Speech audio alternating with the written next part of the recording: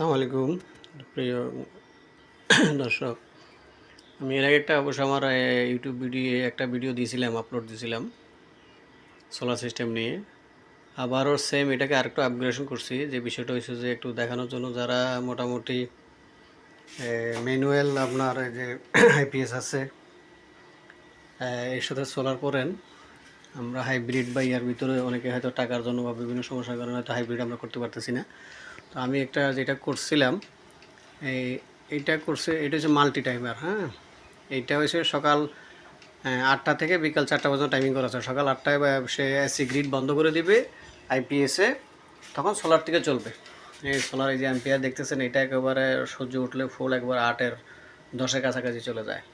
এখন 11-9 আছে। হ্যাঁ, সোলার থেকে চার্জ হচ্ছে।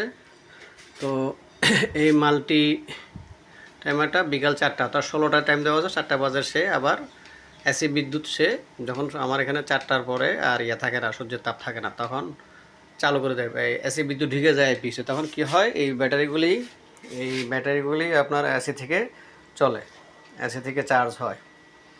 তো এর ভিতরে এখন যেটা আজকে হয়েছে যে আপনার 18 তারিখ শুক্রবার 2025 সাল। আজকে মেঘলা আকাশে হঠাৎ করে মেঘলা, একটু হালকা বৃষ্টি হয়েছে বাইরে।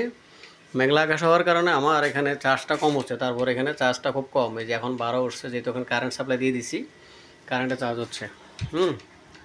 তো মেঘলা হলে এটা তো টাইমারটা তো একটা সমস্যা হয়েছে। টাইমার তো আমি সকাল 8টা থেকে বিকাল 4টা পর্যন্ত দিয়েছি, এর আগে সে তো বিদ্যুৎ দিবে না। তো মেঘলা হলে কী করা, তো চিন্তা ভাবনা করলাম একটা অটো কিট, এই যে একটা অটো কিট দিয়ে একটা 30 এম্পিয়ার রিলে দিয়ে, এটা আগেও আমি দেখাইছিলাম। অটো কিট দিয়ে 30 এম্পিয়ার রিলে দিয়ে কী করলাম, এখানে এই টাইমারের যে কন্ট্রাক্টটা যেটা সে ব্রেক করে দেয় সেখানে দিয়ে দিছি। এখন আকাশ মেঘলা হয়েছে, আমার রিলেটা এই টাইমারটা এই রিলের সার্কিটটা বন্ধ হয়ে গেছে। সে এসি আইপিএসে বিদ্যুৎ দিচ্ছে। এই আইপিএসে বিদ্যুৎ দিচ্ছে। যখনই আবার সূর্যের আলো ফুললি উঠে যাবে, তখন সে কী করবে, এটা এর ভিতরে আবার ডিসকানেক্ট করে দেবে, অর্থাৎ এসি বিদ্যুৎটা ডিসকানেক্ট করে দেবে। তো বিদ্যুৎটা ডিসকানেক্ট করে দিলে কী হবে, তখন আমার সোলার থেকে পুরো সিস্টেমটা চলবে।